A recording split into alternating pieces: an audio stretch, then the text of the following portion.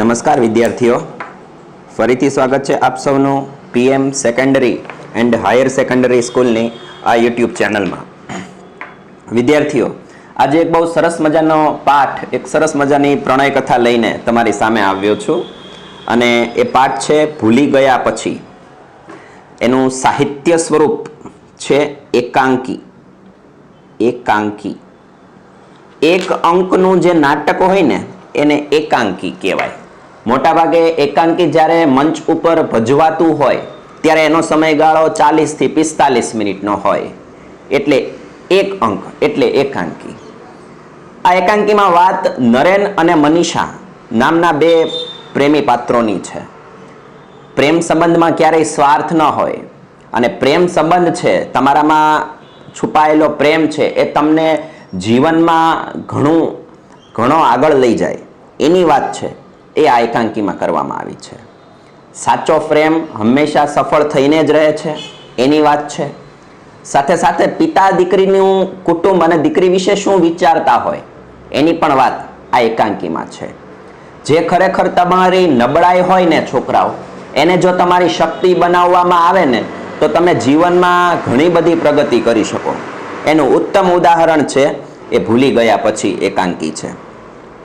આપણે બહુ ગૌરવ અનુભવવો જોઈએ કે આ એકાંકીના લેખક રઘુવીર ચૌધરીને 2016ના વર્ષમાં અમૃતા માટે જ્ઞાનપીઠ એવોર્ડ પ્રાપ્ત થયો છે, જે ખૂબ ગૌરવ કહેવાય આપણી માટે, કારણ કે ભારતનો સર્વશ્રેષ્ઠ એવોર્ડ છે એ આપણા આ સર્જકને પ્રાપ્ત થયો.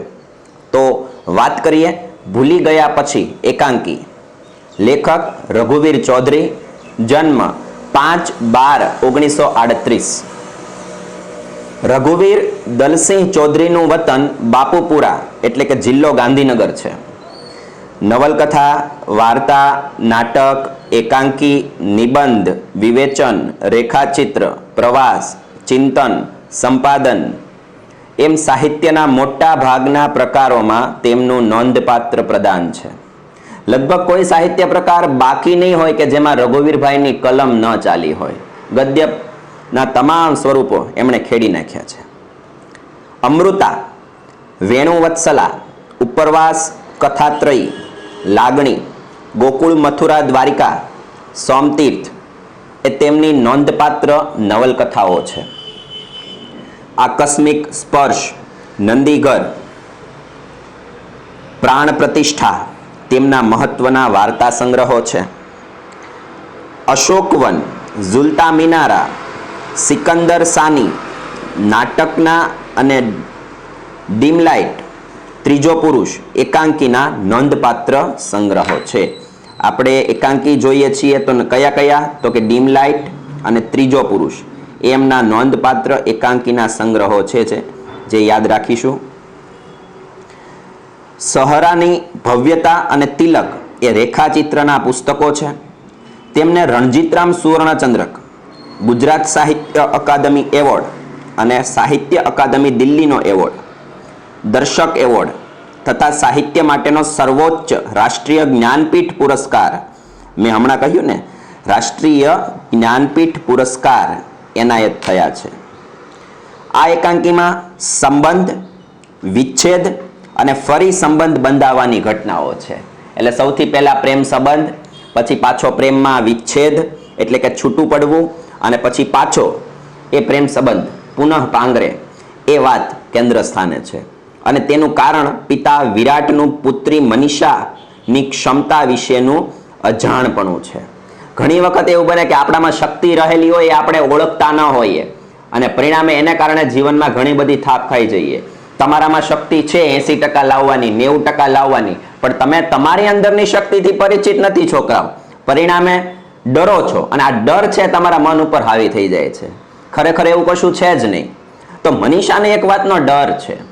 એ શું છે એ આપણે એકાંકીમાં જોઈશું, પણ એને કારણે એને સંબંધ છે એ વિચ્છેદ થયો અને એ જ ડર જ્યારે દૂર થયો ત્યારે ફરી પાછો સંબંધ છે એ બંધાયો. એ વાત કેન્દ્ર સ્થાને છે. મનીષા અને નરેન લગ્ન ન કરી શક્યા, પરંતુ તેમનો પ્રેમ જળવાયો છે. એ જરૂરી નથી કે લગ્ન થાય તો જ પ્રેમ જળવાય. કેટલાક પ્રેમ એવા હોય, કેટલાક એના રૂપ એવા હોય કે લગ્ન વિના પણ એ અમર્યાદિત રહી જાય, વિસ્તૃત થઈ જાય, ખ્યાતિ પામી જાય. રાધા અને કૃષ્ણ પછી ક્યારેય મળ્યા જ નથી જીવનમાં. ભગવાન કૃષ્ણએ 11 વર્ષે ગોકુળ છોડ્યું એ છોડ્યું, પછી ગોકુળમાં ફરી ગયા નથી. પણ છતાં તમે જુઓ, રાધા કૃષ્ણ આજે આપણે સાથે બોલીએ છીએ. કારણ તો કે એમના પ્રેમની સુંદરતા છે, એમના પ્રેમની મધુરતા છે. તો આ વાત એક કેન્દ્ર સ્થાને છે.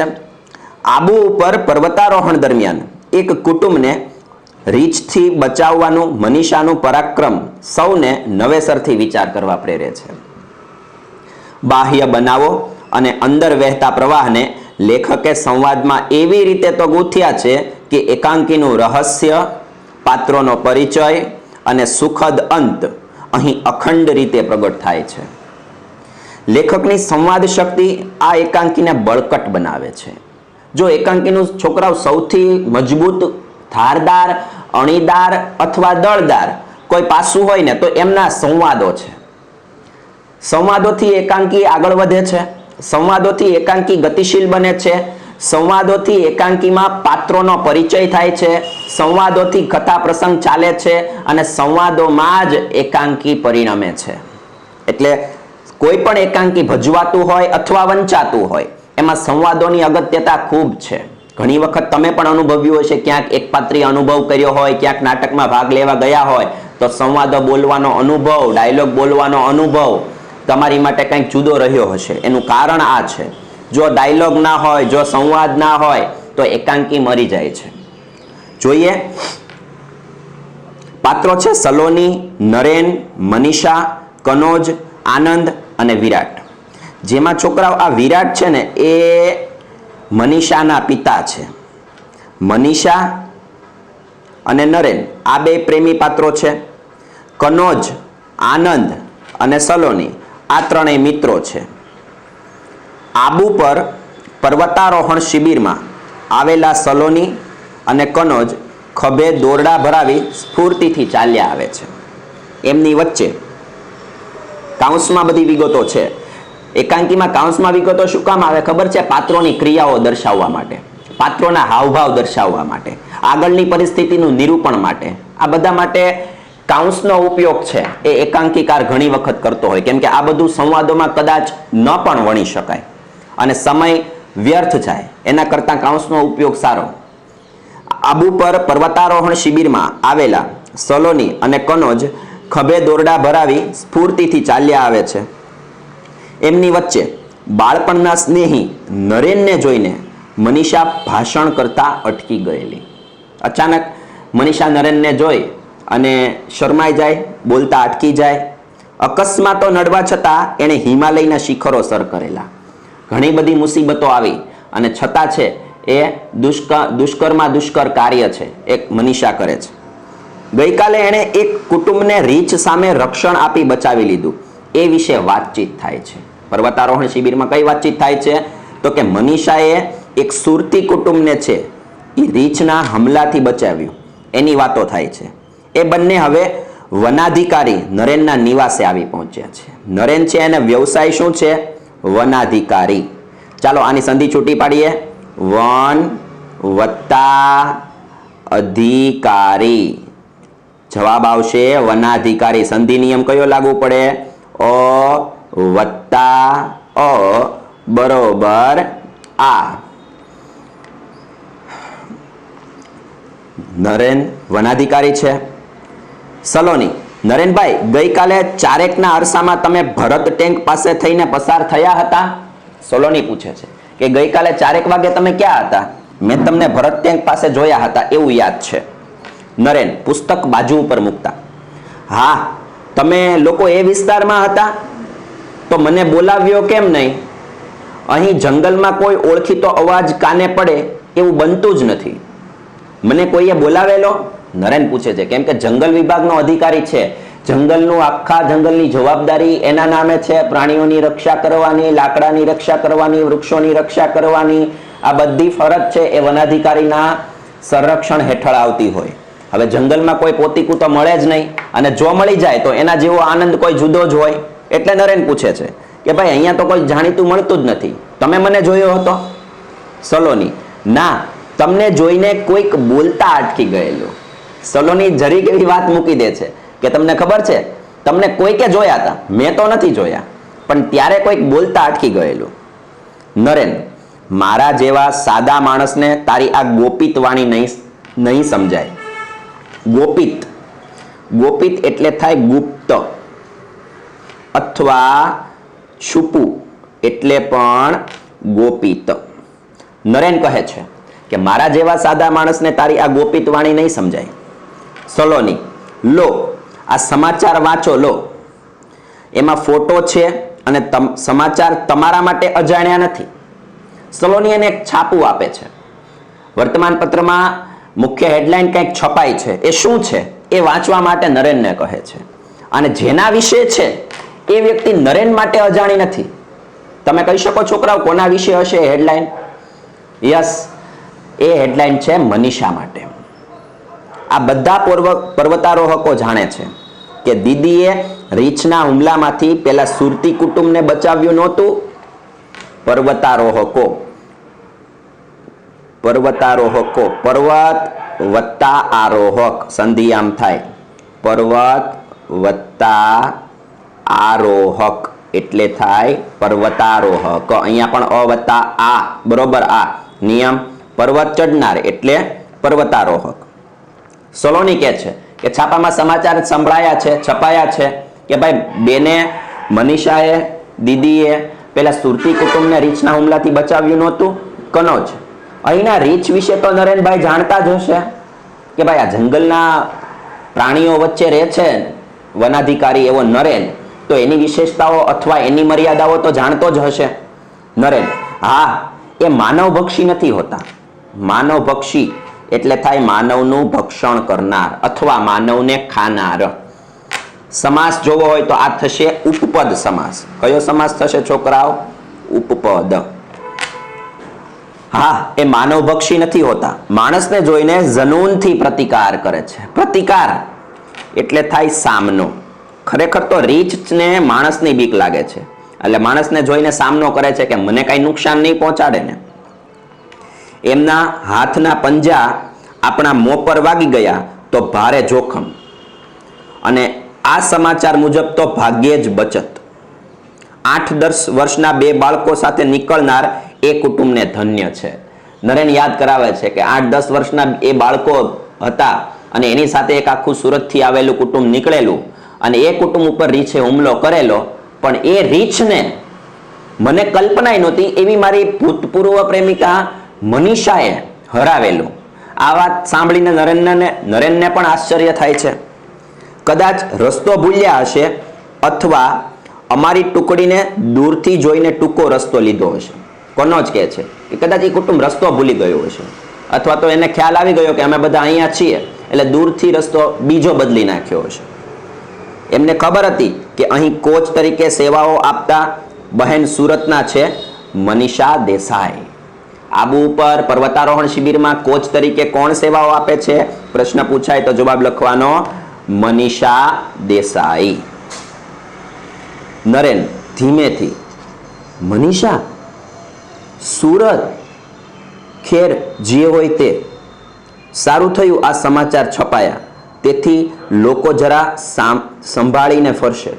આ સમાચાર છપાયા એ જાણીને મને આનંદ થયો છે, જેથી કરીને પ્રાણીઓને છે એ સામાન્ય ન ગણે, એનાથી દૂરી જાળવી રાખે અને લોકો પોતાનું રક્ષણ કરી શકે. સારું થયું આ સમાચાર છપાયા, એવું નરેન કહે છે. સલોની, આમાં પણ તમને કશું રોમાંચક ન લાગ્યું? રોમાંચક એટલે શું થાય છોકરાઓ ખબર છે? આનંદિત. આ શબ્દ પણ અગાઉ આવી ગયો છે, આનંદિત. નરેન, તું કેમ આજે બધું આ રીતે પૂછે છે શું સલોની? સલોની, એ જ કે હું પૂછું છું એ બધું એળે જાય છે. તમારા ઉપર કેમ નરેનભાઈ એની કોઈ અસર થતી નથી? હું ત્યાં પૂછું છું એ બધું એળે જાય છે. એળે જવું એટલે શું? વ્યર્થ જવું. એળે જવું એટલે થાય વ્યર્થ જવું. વ્યર્થ જવું. તમે આવા શુષ્ક ક્યારથી થઈ ગયા? શુષ્ક એટલે સૂકા, પણ અહીંયા નીરસ.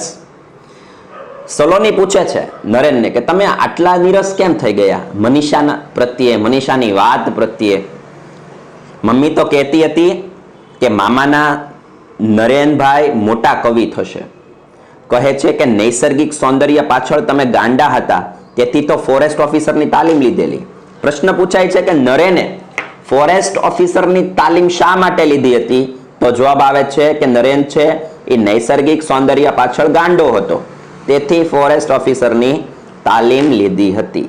કુદરતી સૌંદર્ય ઘણાને જોવું ગમે, ઘણાને કુદરત વચ્ચે રહેવું ગમે, અને એટલા માટે તમે જોજો આપણા મોટા ભાગના ધાર્મિક સ્થાનો છે એ બધા કુદરતી સૌંદર્યની વચ્ચે, વન જંગલની વચ્ચે આવેલો ગિરનારનો ડુંગરો તમે જુઓ તો કેટલું બધું સૌંદર્ય જોવા મળે. આજુબાજુ વનરાજી પથરાયેલી હોય, લીલાઈ છમ ચાદર છે જાણે ધરતીએ ઓઢી લીધેલી હોય વૃક્ષોની, અને એ આનંદ કંઈક જુદો જ હોય. તો અહીંયા કુદરતનું મહત્વ આપણા જીવનમાં ખૂબ છે. નરેન એ કુદરત પ્રેમી હતા.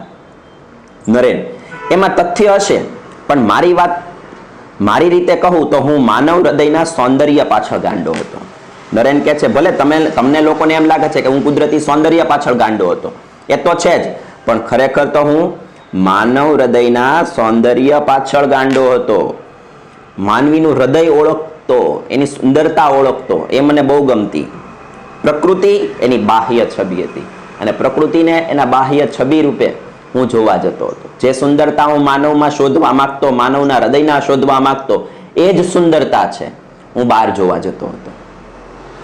પણ જીવનમાં એક અણધારી ક્ષણ આવી ઊંડો આઘાત કરી ગઈ.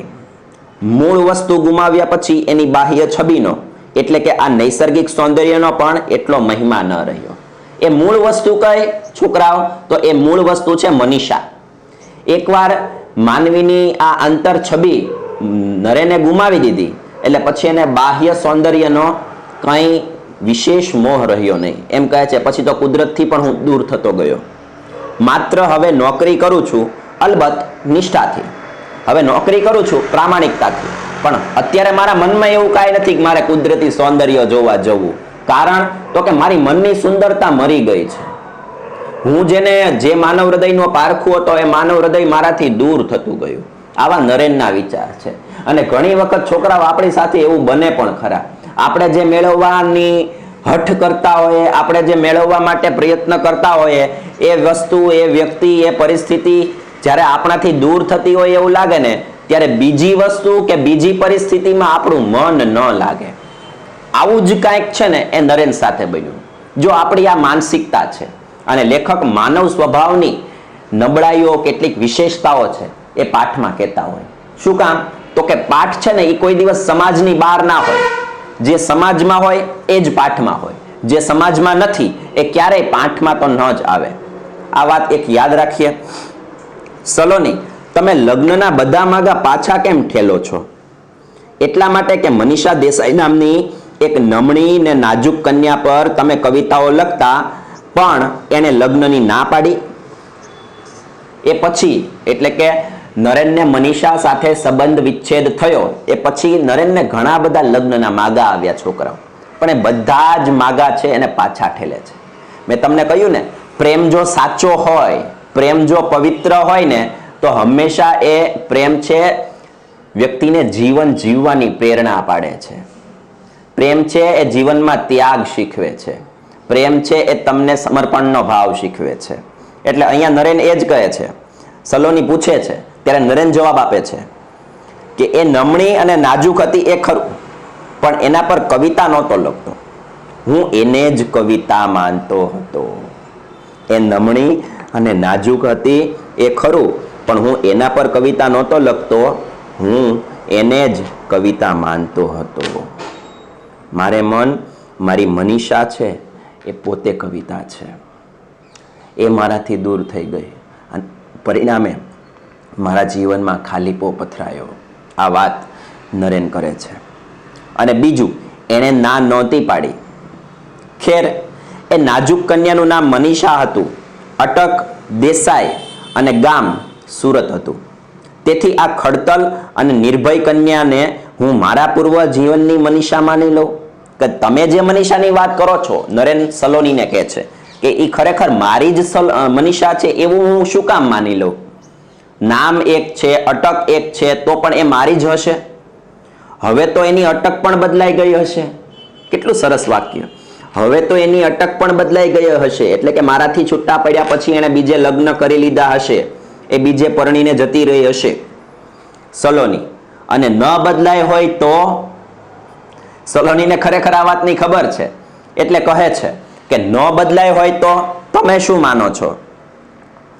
જે વ્યક્તિ નાજુક અને નમણી હોય એ જ ખડતલ અને નિર્ભય ન થઈ શકે? કેમ એવું ન બની શકે કે જે વ્યક્તિમાં ભૂતકાળમાં કેટલીક ખામીઓ હોય, ભવિષ્ય એનું કંઈક સુંદર હોય? અને દરેક મનુષ્ય પોતાની ખામીઓ જાતે દૂર કરી શકે છે અને જીવનમાં પ્રગતિ કરી શકે છે. આ હંમેશા યાદ રાખવાનું. ક્યારેય આપણે આપણી ખામીઓથી ડરવાનું નથી. જો ડર દૂર થશે, ખામીઓ દૂર થશે, તો પ્રગતિ આપોઆપ આપણને મળશે. એ આપણું સરનામું શોધતી આવશે.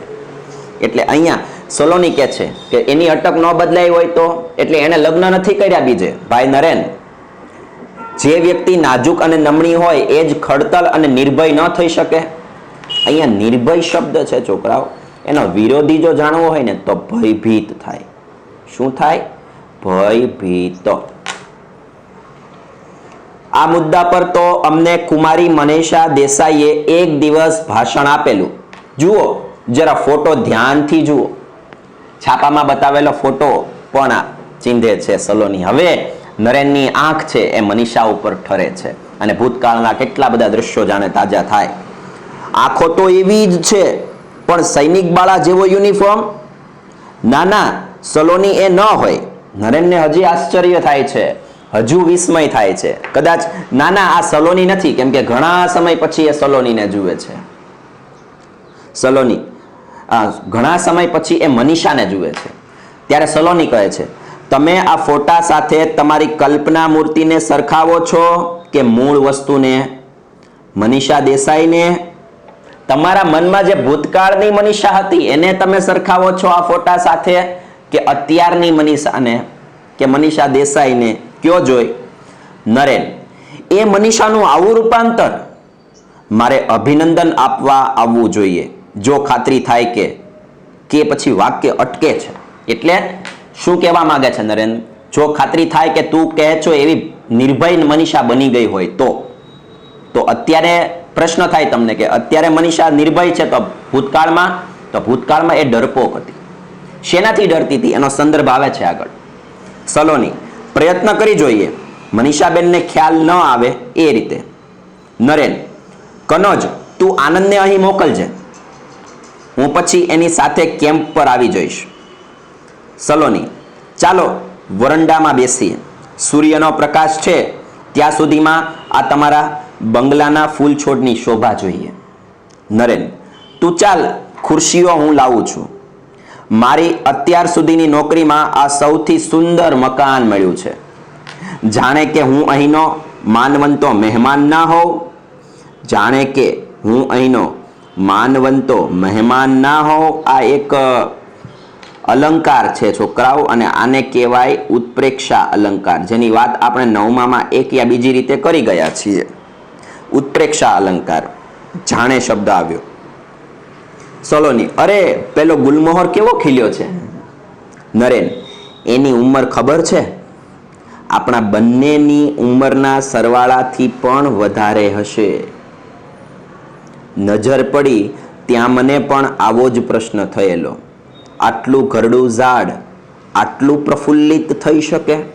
પ્રફુલ્લિત એટલે થાય આનંદિત. અહીંયા નરેન છે ને એ ઝાડ સાથે, એ વૃક્ષ સાથે પોતાના મનની લાગણીઓને સરખાવે છે. કહે છે કે આટલું ઘરડું વર્ષો જૂનું ઝાડ આટલું આનંદિત કેમ, આટલું સરસ રીતે ખીલી કેમ શકે? મારા અંદર જે વેદના પડી છે છતાં હું એ વેદનાના ભાર નીચે દબાયેલો છું, હું ખીલી શકતો નથી. મનુષ્ય જ્યારે એકલો થાય, ઉદાસીમાં સપડાય, અને ત્યારે પોતાની જાતની તુલના છે ને એ અન્ય વ્યક્તિ કે વસ્તુ સાથે કરતો હોય છે. અહીંયા નરેનના સ્વભાવની એ વાસ્તવિકતા પ્રગટ થાય છે. મનીષાથી દૂર છે એટલે પોતે ઉદાસ છે એમ કહેવા માંગે છે, પણ છતાં એ ઉદાસી ગામને બતાવવી નથી. છોકરાઓ, અહીંયા આપણે પાઠ રાખીએ. અત્યાર સુધી જે કાંઈ પાઠ ચાલ્યો છે એમાંથી તમારે હોમવર્કમાં છે 2 પેજ ચાલ્યા છે, આપણે 1.5-2 પેજ, એમાં હોમવર્કમાં છે એ 5 સમાનાર્થી શબ્દો હોમવર્કમાં લાવવાના છે. કેટલા? 5 સમાનાર્થી શબ્દો.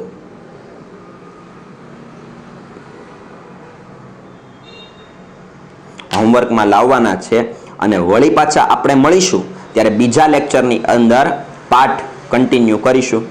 ત્યાં સુધી આવજો.